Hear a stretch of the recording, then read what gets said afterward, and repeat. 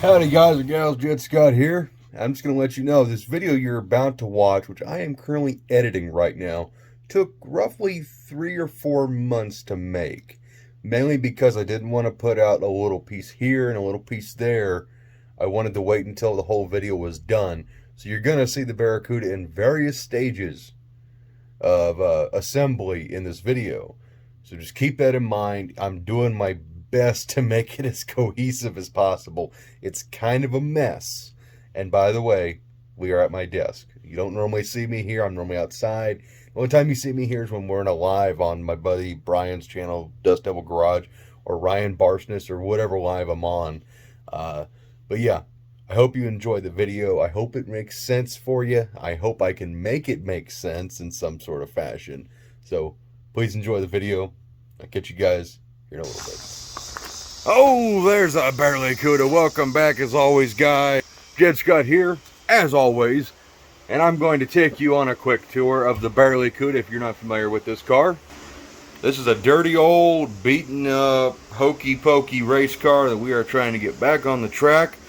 In the last videos, we showed you the door latch system working on both the doors. We are building a motorhome blown engine, which will be a motorhome bottom end, with just a 671 supercharger strapped to the top of it. Probably making about 400 horsepower, which is all we ever need to make. Did score an 8 3/4 from my good buddy Sean. And Sean, thank you again. This thing is like 41 or 2 inches wide from back and plate to back and plate. It's itty bitty, but it's actually perfect. If my measurements are right, which they never are with a tape measure, from this eye to that eye on the perch is literally identical to what our leaf spring perches are inside the frame rails, not in line with them, but actually they moved. I'll just show you. Alright, so we're underneath the car. Sorry about the glare. Someone took whatever rear end was out of this. It's got a 7 1/4 right now, a little baby Dana lookalike. And normally when you move the springs inboard, you move them in line with the frame rails and get a lot of tire clearance for leaf springs. Well, these guys put them on the actual opposite side of the frame rail and braced them and gusseted them. There's that one, and then on that side there's that one, and then they welded this very thick U-channel to each frame rail, there and there. And I was just looking at it, and these 2 bolt holes are the same as this rear mounting perch on an A body, so I'm gonna get me another pair of those or try to take those off. And then the leaf springs run that track right there where they cut out the trunk pan. Kind of interesting how they did that, but we are just trying to put it back to the way they had it and see if we can have some fun. So now that I've shown you guys that, now you'll understand that hopefully our super stock springs I just ordered from Mancini, because they're the only people who had both of them in stock, the original A body 002 and 003 springs. Hopefully those are better than the B body ones I've had in the past that are no good. So we got this rear end complete with brakes. We're gonna probably redo those. We're gonna have to probably replace axles, because this is why you don't run stock axles. And this was in a dirt track car. They're a little twisty. They might be okay for now. But we also got a hogshead. Let me show you that. Okay, so our hogshead here is a 742 case. That's my favorite preferred case. And here we got 456 gears and a steel spool, and we're in pretty good shape. So that'll be perfect. We'll just be able to rock and roll with that, clean it up, get some of this gunk off of there. So perfect. We have a rear end for the car. We'll get that put underneath there once all the parts show up to mount that. Alrighty guys and gals, so we're sitting in the BarelyCuda. This is my viewpoint, and it's pretty glorious.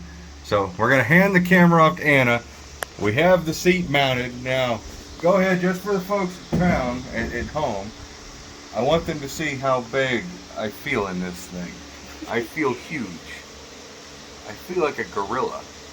But what I do like, we'll show this off for the people who don't like the cage. This is one thing I actually do like, is this bar is right at my shoulder, which I know might not be good in some instances, but I kind of like it. It gives me something to kind of brace against. I can hold my arm right there, but I mean, I fit pretty good in here, minus that. But shut this door. See how nice that works? Yeah. It's kind of nice. I'm not talking to you. I'm talking to the people. Oh, my bad. The people. Hi, people. My bad. The viewers, the ones who matter. Oh, okay. And Dad. Okay. Even though you watch the videos. I'm glad I know where I am on your priority list. Right behind big block Mopars or blowers on them. Okay. Not really. No, there's a lot of other things. Hula Girl will actually beat you too. Ouch. Just see, just turn around, Hula Girl. She will be part of the car. That is a must in any race car. If you don't have a Hula Girl in your race car, it's not a real race car. It's like this isn't a real race car yet. Because it doesn't have the Hula Girl? Nope. Where are you going to put the Hula Girl? Well, they had a tack mounted right here. I'm going to put her right here. So she can sit there and dance for me. Okay. Yeah. Okay. Where are you going to put your tack? Up my butt. So, I will not be racing with a metal flake helmet. Oh, God, that's a small one. I should have had you get the red one. Yeah, you should Oh, have. wow, that just barely rubs. If I sat down a little bit lower. You're good? You clear? I'm good. It's got my ear all bent over. It's kind of uncomfortable. You know, everybody sees a metal flake helmet and they're like, oh my God, I'm going to look so cool. And then they actually see what they look like and they're a complete freaking dork. Nobody looks good in a metal flake helmet. Sorry, guys. I think you look cute. And that's my point exactly. You know, you're going to sit here and you're going to be like, you're going to try and look tough. You can't look tough in a metal flake helmet. Yeah, you kind of just look like a little kid. Yeah. Yeah. Well, remember, it's reverse manual valve body, so technically you need to be in drive. Yeah. How come Dad looks somewhat cooler in that metal flake helmet than I did? Because it's the era. Because Dad just got that whole I don't give a... No, your dad's from the era. You saying and it was cool. Are you saying he's old? No, I'm saying he's from the era. It was cool. We need to get you a parachute. A parachute? A parachute! Rob has always wanted a reason to sell me wheelie bars. How about a parakeet? A parakeet would probably be more appropriate. Okay, we got something special for you guys.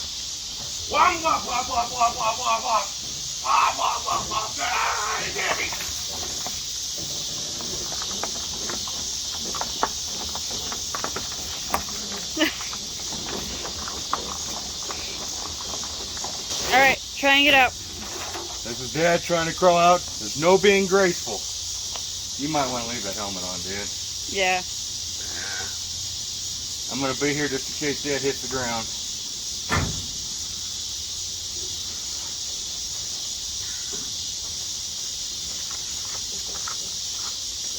You made that a lot more graceful than I did.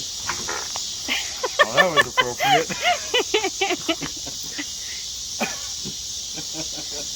That's how you get out of a race car, Jed. Duly noted. See that? Yeah, I see that. I know where I've been messing up. I haven't had the afterburner going. Okay, so we're getting ready to mount our new rear suspension, which we are begrudgingly going back to Super Stock Springs to give them another try. These are the 003 and the 002 part number, the real A-body Super Stock leaf springs. Everything looks fairly kosher. The leaf count's a little weird, but oh well. So we got those, and we're gonna mount everything just how they had it, which if you're wondering how they had everything mounted, I've shown you those front leaf spring hangers in the front of the car that are on the opposite side of the frame rail instead of they're normally supposed to be on this side of the frame rail near the rocker panel. Well, they're actually towards the drive shaft side. That's why these trunk pan is cut out, and you see these two bolts right here. Let me just show you something kind of neat. This is your A-body rear leaf spring holder. I got this from Mancini, not sponsored, but look at that. Lines up perfectly. So they actually had the leaf springs running in this area to the front of the car, and that's what I got those and just a whole bunch of stuff from Mancini. We got new mounts for the rear end because we're gonna have to put these on and we're gonna have to move them in a little bit. So I got these really nice heavy duty ones with supposedly the correct hole. That's always been a problem with Mopars. From Mopar Performance, those have never been the right size hole. We have front leaf spring hangers from Mancini as well. I just bought all this from Mancini because they had it all in stock. We have these bracing plates, which we're actually going to probably put on the front side to space the rear end back a little bit. And, oh yeah, transmission mount. We needed that. That's just standard rubber, no polyurethane, nothing fancy. I'm running out of bench space. This garage is turning into a hoarder's paradise because of all this stuff going on. Those are parts laid out from my buddy Dwight. Don't worry about those. Polyurethane rear bushings, figured get those. They're cheap enough. We got solid aluminum bushings for the front of the leaf springs. I could have made them, but for the price they want for them, I couldn't even order the round stock for that. So, all right, I'm gonna get these hangers mounted and see how far I get before people show up to buy parts and trading cards. Believe it or not, old Pokemon and Yu-Gi-Oh stuff from when I was a kid. I'm gonna pay for this entire car just selling trading cards from when I was 9 years old. If I just did a little more research. It's amazing how much this stuff's worth. So, if you guys are curious how I'm affording all this, trading cards. Trading cards. I love nerds, and I love used to being a nerd. Pays off. Okay, back to work. Got one leaf spring in there, one of the super stockers. Got it loosely bolted in there. It's the 003. Left side, driver side. Verify that about 4 times to make sure. Here we got the passenger side, right side, the 002. These are the real A-body super stock springs. So we got these little hangers and everything from Mancini. We have a chance trying to break off the originals. Now I will say this, I went ahead and took out the rubber bushings, got the aluminum kit, pressed those in. I had to do a little bit of shining, just a little bit on these sleeves, that way they fit nice and easy. There's no slop. Now the bolt, on the other hand, what I want to show you is I had to actually shine off a little bit of material off this bolt because the actual sleeve that it rides in wouldn't fit over it. I mean, it literally would just barely clear the threads, and it would go on about that far before it was tight. So now I got it to where it fits over there real nice, and that goes through there. Of course, that's going to be on there. So that's what I had to do. So if you're going to buy like this whole kit from Mancini, plan on having to do that. Shine that coating off. Otherwise, you're going to wind up with this bolt press fitted into this sleeve, which means you'll never ever be able to get it out. So just wanted to give you that little tech tip there, and get this leaf spring put in there now. Alrighty, the BarelyCuda is up on the jack stands. We got it sitting level, so I can get that 7 1/4 out of there. Start fitting this thing. I want to show you. I just got this in the mail. One of the awesome viewers. You guys are all amazing people. We got one of the greatest communities I think a guy on YouTube could ask for. Guy by the name of Josh Owen. He offered this A-body big block motor plate up, and even though we had Daniels, this is actually for an A-body. Let me show you. Now there's no denying how cool Daniels is. I love that thing. However, with Josh's, it fits right into the frame rails. We'll be able to get a good eye for how straight it needs to be. And you can see it's actually, no, might be on backwards. But yeah, where's Daniels? Could be on backwards too. We don't know. You see, it actually puts the engine a little bit more straight. You can see the engine's crooked as all can be right now. But yeah, thank you, Josh. He offered that up. You know, pay shipping. I'm not real kosher with that. I'd rather pay for the parts, so I sent him some extra dollars. I'll probably get his address. We might send you something if I can remember. I'm kind of forgetful like that. Whoa, BarelyCuda, you got no butt? Yeah, at least it's a Scott now. Scott men are known not to have any butts. Alrighty, well here's our little 7 1/4. About 20 minutes later, it is freed, and you can see they're custom shock plates here. Now this is all the stuff from whatever rear end they had in it. It don't fit the 7 1/4. 7 1/4 is basically the only Chrysler car rear end that has smaller axle tubes. 8 3/4 Dana, they all share the same thing. Actually 8 1/4 is the same too, I think. But 7 1/4, it had the smaller axle tubes. But kind of a neat little rear end, itty bitty, won't hold any power, but whatever. The front mounts are in good shape. I'm glad I actually am changing all this and I ordered new stuff, because these things, look at that, that's freaking wasted. So whatever car this 7 1/4 came out of was roached. Okay, that 8 3/4, the perches are literally about 1 inch off, like what we measured. Just going to show you this. Look at those leaf springs moved all the way in. Alrighty, I finally got those dang ends ground off. Yeah, I said grind off. I was scared to use the plasma cutter, and the torch ain't got no juice in it. I was scared of cutting through the tube, so I just hit them really hard with the grinder and, you know, beat them off with the hammer. Oh, please don't get weird on that one. I promise the rear end was a chick, if anything. So don't get weird. But there's the 8 3/4. So plan of attack for that is we lay our perches on the leaf springs, as you can see. Then we'll set the rear end in there, and we'll get all the weight on the car, clamp it down with the U-bolts, which Anna is undoing with a wrench. She's having a lot of fun, probably, because I don't trust her with power tools. And we get it all clamped in. We'll set our pinion angle. We'll tack weld. We'll pull it all back out, fully weld it, and that's how we do it.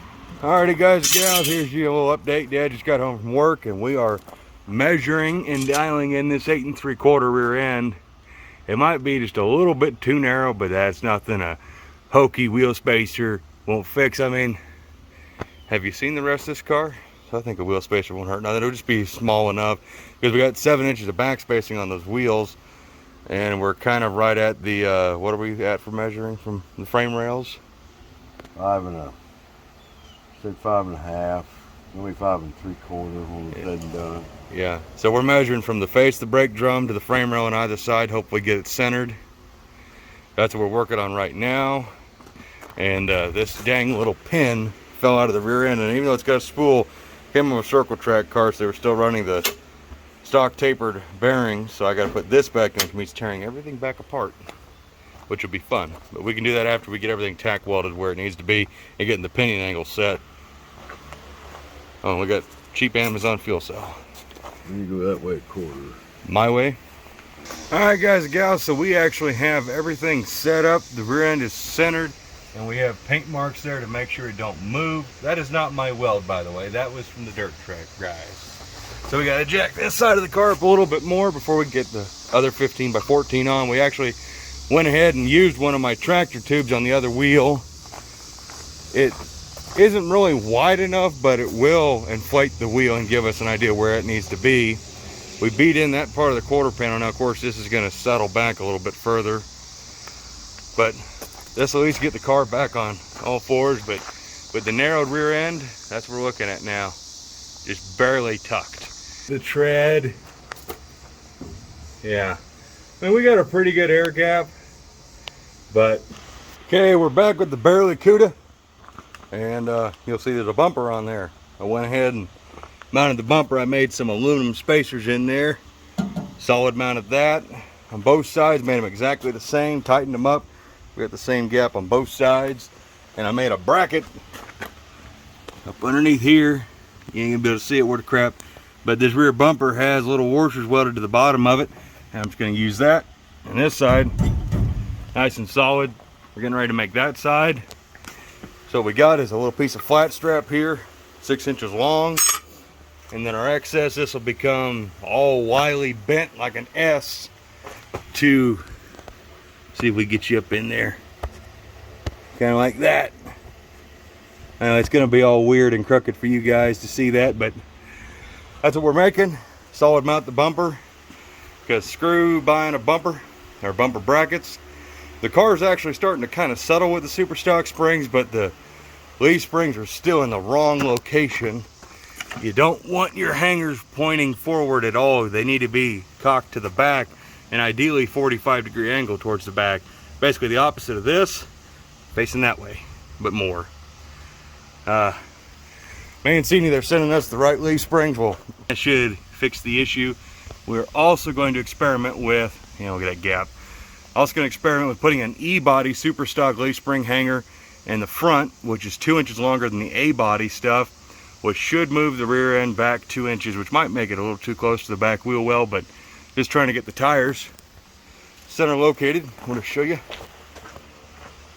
We're just going to see what that does, but as you can see, the way it's set up right now, we can move the rear end back maybe an inch.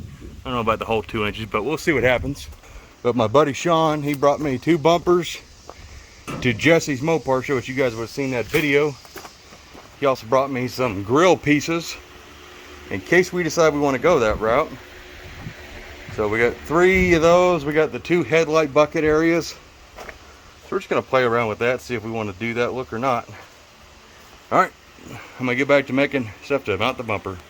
Welcome back everybody, Jet Scott here, as always, and I know this is actually just a continuation of a video, but it's been a minute since we've worked on the BarelyCuda's rear suspension. I took some time, well, we all took some time, to get everything sorted out. So in order to make sure the car was going to sit right and get the pinion angle right, we need to put all the weight in the front end. Well, you have seen the videos on that more than likely. You don't know how that works. So one thing we're going to address here, which I've seen 1,000 comments about, and people just aren't patient enough to wait for the videos to get done, but I do appreciate the worry, is how close this wheel is and the tire is to the quarter panel of the front. And what we're going to do to remedy that is, right now it's got regular A-body hangers in the front. So here they are. These are our reproduction A-body front leaf eye hangers. These bolt to the body. Well, this car is bolted a little differently, but these are what you normally have. These are the E-body ones. And there's a set of original Mopar Superstock B-body leaf spring hangers. So here's why you can't use these. For one, these are like 5 and some odd inches long. They're way too long. These are like 4 inches, like I said. Now here's the thing. A little bit of research revealed. The B-bodies use a bigger pattern for this square to fit than A-body and E-body. E-body Cudas and Challengers use the same front hanger bracket basically as an A-body. It's the same pattern, whereas the B-body is not. So you can't use these. These are off Jezebel. I don't mess with those anyways. So we're going to use these E-body ones. They fit. Hopefully that'll kick our rear end back exactly where we want it. If not, we got plenty of meat where we can make our own freaking holes and put it exactly where we want that rear end. So I'm going to get these attached to the leaf springs. Alrighty, well I got the number 2 helper over here because Dad is number 1. Ah, you'll get used to it, Anna. And Anna and I, we've measured and we've looked at it 100 times, and now that definitely looks weird being able to see all the way through there, but that wheel is definitely centered now. Looks a whole lot different. And I don't think we're going to lower it because for some, I mean, so we moved the rear end back 2 inches, and in doing so, it didn't stretch the leaf spring out, but now the leaf spring is not being pulled as tightly. So now the rear hangers are now pointed kind of in the right direction. So now we'll have a true rear suspension on this car because the leaf springs will do what they're supposed to. We'll come over to this side. I had to move Dad's pickup. Yep, that's better. Kind of hard to get a good visual on that on camera. But yeah, now both leaf spring hangers are pushed back, which means the leaf springs are now actually the right length for the car. And I mean, when they put those interior leaf spring perches, you know, in the front, those front hangers, they're in the exact same location. They're not any further back or any further forward, at least not that I know of. They look like they're in the same place, so that ain't the problem. So we can call this rear suspension done. I think we'll be happy with that. What's this, Anna? I say now you need bigger tires. Yeah, those 15 by 14s, those they're 32 tall, 14 inches wide. They look kind of puny underneath there. No, what we could always do is we could get wheel spacers. Oh. And we can move the wheels out. Because Rob loves wheel spacers. Oh, everybody, it is cold. Oh, it's been a while since we had an update on the rear end saga. We officially have all the parts to finish the rear end on the BarelyCuda. And, well, if you've paid attention to the videos, when we first started this video, it was warm out. There was no engine. Pretty sure the front end was still as it was. And, I mean, we've done a lot since then. We've just been kind of stalled out working on, well, in order to set our pinion angle and everything, we got to have all the weight on the front nose, just make sure it's right. And then the engine had issues, so we had to go back through the engine and blah, blah, blah, blah, blah, blah. Here we are. So, we're going to get right into this. So, Dan at Brewers Performers hooked us up, which he has hooked us up previously, with all of the parts to fix Jezebel's engine, which there is a whole video when we get around to doing that. I will show you all that stuff. Dan Brewer, known for 4-speeds and Chryslers, also handles some parts for automatics. He was just my first guy to call. Sorry, John Cope. It's just who I thought to call. Could have called Cope. Oh, well. Sorry, man. By the way, another great YouTube channel. John Cope at CRT. You you need some good tech tips, and especially if you need a really awesome 727 or 904 any Chrysler transmission automatic, that's the man to go see. But anyways, all that out of the way. So we got our slip yoke here, 7290 series. We're going to be running 7290s on the BarelyCuda. However, this drive shaft we have is a 7260 jobber. I have a 7290 drive shaft in my car, but I don't feel like getting it shortened yet. This drive shaft, however, is the perfect length. So just to get the car mobile, we're going to be putting conversion U-joints on both ends, because dummy me ordered a 7290 yoke when I could have just got a 7260 and avoided running conversion joint in the front, but oh well. So that's what we're going to do, is we're going to get yoke and U-joints, everything put on this drive shaft, get this drive shaft in the car, and get our measurements and degree angles set up so we can get our pinion angle right, so we can weld all that crap up, put the back brace on it, and finally finish this video after probably, God, 4 months. Well, you can tell it's winter time. We got the space heater running. We got Michael and Dad. Michael just helped me. We got our pinion angle just about where we want it. I just talked to my good friend Rodney Bird, and we got our pinion 9 degrees down. Our drive shaft is 1.7 downwards, and our trans is -1. And ran that through that Spicer deal, and we got good working angles for all of our U-joints. And I know that 9 down sounds like a lot, but you got to think, when this thing hooks up, that rear end's going to kick up and straighten out. And we can always shim it later, but this is a good starting point. But yeah, I mean, obviously, people will say it's not on level ground. Well, we're doing the best we can with what we got. All the tire pressures are about where they need to be. The only thing we didn't do was simulate my fat ass inside the car, but yeah, we'll deal with that. Ain't gonna be a big issue. All right, well, my brother's down there tack welding, because one of us had to read the angle finder and one of us had to weld, and well, I'm better at reading the angle finder and he's a better MIG welder than I am. If you guys have ever seen my MIG welds, you'll agree with that. But we actually set the pinion now at 8 degrees down instead of 9 where we were. Yeah, because the angle finder was reading wrong or something, I don't know.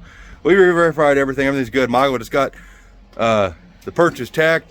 Now we get to pull the whole rear end out of the car and bring it in here into the garage, fully weld it, put the back brace on it, which we got to be cut down and shortened because it's too long for the narrowed 8 3/4. We're good to go. Everybody give some praise to the old Michael. Alright. Michael's got them perches tack welded. Now it's a full blow apart of the rear end, because, well, gotta take the wheels off because I need to pull the center section back out, and I forgot to put the pin back in that sets the preload, because it still has stock Chrysler stuff even though it's narrowed.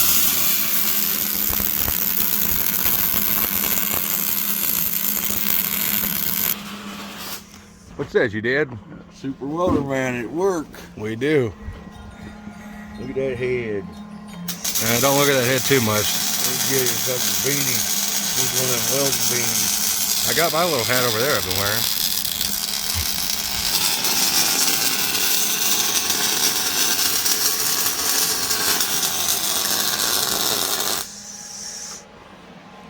That's beautiful, Michael.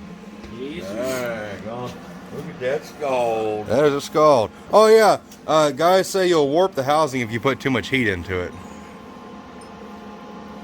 Don't tell me that. I don't give a damn. The freaking piece of pipe. Yeah. It'll be fine. Fuck, it ain't cast or shit. You know, I'm having a moment right now. We're all putting this Barracuda together. Anna's been helping, Dad's been helping, Mom's helped. My brother right now has welded up the rear end. This is the whole channel statement. Get out in the garage, regardless if it's warm, cold, whatever it is, and build a hot rod with your family and your loved ones. Make them memories. What says you, Michael? I says, I don't know. Brothers, man, a few words just like Dad. I talk a lot, but I gotta be on camera, so I gotta talk a lot. I just want you guys to see my brother way better at MIG welding than I am. Way better. Alright, so if you guys remember, there's our axles. These will have to be replaced at some point because, well, they're a little twisted. And I'd rather have green bearings. This thing coming out of a roundy round car didn't have green bearings because, well, gotta have that side load tension. But Michael had a really killer idea, so just sprung up. It's funny. One of the problems we're having is since the rear end is so narrow, the brace is almost as long as the rear end, and it's going to interfere with the U-bolts. So originally my thought was just lop the brace down short. Michael had this ingenious idea. Let's just notch the brace for the U-bolts to go through. I'm sure there's probably a reason why you don't do that, but I think it's a fantastic idea. We also need to actually rotate this brace down more centered on the pumpkin because it's a little bit up. So we're going to notch it also so it'll fit over the pads here, and then we're going to get all this fabrication done, and eventually it'll come time to burn it in. I want to show the world my brother's idea here. So we got to do a little modifying on this side. We got to have to cut this one short because there's just not enough room to run that U-bolt through, but U-bolt does indeed right on through. Look at how tight we got that now. It's a little bit up right there, a little bit right there, but it's 10 million times better than it was. It's a fantastic idea, Michael. Yeah. And you can see where they actually used to have the old perches, but this is where Barracuda runs them. So I guess now get that side fixed, and maybe before we weld this on, we might get the die grinder out or something and just take those sharp 90-degree cuts off and just round them a little bit. Maybe not, who cares? It'll be braced. Well, Michael's just tacking the brace. We're starting in the middle, and we're going to work our way slowly out as we form it down to the housing. And well, we'll have a brace, and we get to pan it up. See, we're not complete hacks. Look at that. Tack, tack, tack, tack, tack, all the way around on both sides. Alrighty, so just want to show you proof of concept, brother's idea. Pin is perfectly in line, and it's also 100% welded. Now, and of course, you know, we didn't just wham blam full on 100%. This is, Michael probably been out here welding for like 10 minutes. Oh. It's been a while. You know, just a little bit there, and stitch welding it until it's fully welded. And now it's up to Michael to decide how this thing gets painted. You get to get all artsy and fartsy and stuff. Yeah, artsy and fartsy. But as you see on this, we actually had to cut a lot of that off short and bend it down because it was just a little too tight for that U-bolt to get through. And this side's a little tight too, but once it's through, it's fine. So we can still access the U-bolts, get them in and out. But that's a braced 8 3/4 for the BarelyCuda. When you only have one can of brake cleaner left and the tip's broken off. It's just kind of weird. It's a squirter. Well, it'll get the rear end clean, that's for sure. And the concrete. And whoever else it sprays on. That's too funny. Alright, well, Michael changed his mind on the color. We're going to do a gloss black, and we're going to do like a little white smiley face on the pumpkin. And then he fell in love with the silver I used to replicate cast aluminum. So that's the color. So we got his silicone, fresh bolts, all tightened down. Michael's doing a Mastercraft paint job. We're kind of letting Michael just do the fucking rear end, I guess. But turned out pretty good. Alright, so Michael's getting ready to put the final touches. So the rear end is silver, and it's currently drying. But as for that 8 3/4, you got to do something on the pumpkin. So, Yep. Smiley face it is. Michael, you get one shot. A little nervous. You get one shot. Ain't gonna lie. Just make sure you're good. It's not like you got probably 10,000 people watching you right now. Start in the middle. Oh Oh God. God. Oh God, it's way too low. Oh God. Oh Christ, you made it derpy. Oh God. Yeah. Oh God. Now what I do? Oh God. If you bridge them. That way it's a big mouth. There you go. That's Oh, God. that's bad. That's bad. That's horrible. That's terrible. Oh my God. That's What'd I God. do? What did you do, Michael? The eyes look good, but the mouth is just terrible. Dad was right. Dan was right. No, just leave it alone. Oh my Lord. Oh God, I don't know if we got enough silver. Alrighty, so it's the next day. Rear end is flipped up. Got the pinion stubber, went ahead and put that on. Gasketed the backing plates. No, I'm not painting them. At least not right now. Paint them later. Got those gasketed, getting ready to put the axles in. And Dad's working on stuff for another video. Says you today, Dad. I'll cigarette. Oh. Well, we're not going to bug Dad too much then. Alright, When we get this finished up, we'll show you once we get her slammed in there. Alrighty, that's a long day's worth of work. Putting that all back together. Cars in parks, we should be able to fire it up for people when they come by. Everything's tight now, and that suspension in the back is stiff now, which is good. It's all set up. We checked the leaf springs, made sure they were in line and they're linear and everything's good. We didn't tighten anything up until all the weight was on the car. We settled it, so that's all good to go. So one step closer. Finally, the rear end is done. I'm gonna get some axles ordered for that rear end that aren't twisted, so that's technically not done, but it's done enough now. So that's gonna finally conclude that rear end saga. But if you're curious, that's how she sits. She's actually not very raked up at all. And then we come over to this side, it's just about the same. BarelyCuda's looking dang good. So let's go see what these hooligans are up to. Is this really what you're doing? You're standing in front of the space heater. It's only like 20 something degrees. Yes. It's not like it's freaking freezing out here and we got like 4 layers of clothing on. I don't have 4 layers of clothing on. Well, you're just a hoss, Anna. It's understood. Oh. All right, guys. Well, I appreciate you for sticking with us and watching however much this video you watched. As always, I look forward to seeing you guys in the next one. So take care, and Dad. Bye-bye. Anna. Bye-bye. Bye-bye. I'm going inside. It's cold.